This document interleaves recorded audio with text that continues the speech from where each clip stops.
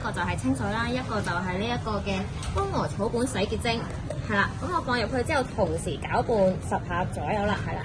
2、3、4、5、6、7、8、9、10，係啦。好，攪勻咗之後啦，咁可以即刻睇下個效果係點啦。係啦，咁我右手就係啞色啲㗎啦，咁左手個表面咧會見到係顏色鮮明咗好多嘅，係啦。咁都可以索下嘅，係啦。一個會係啦，一個會可能青草味會豐富啲，係啦。一個就會可能即係有個脂溶性嗰啲農藥喺面，就會阻隔咗草青味，係啦，會出咗嚟咯。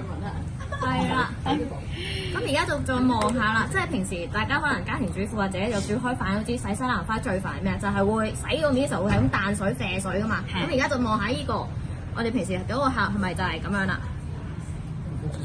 係啦，就係哇啲水彈開晒啦！洗碗嘅時候、洗菜嘅時候就最怕就係彈晒水。咁我而家睇下呢個清洗咗嘅西蘭花係之後點樣嘅效果啦。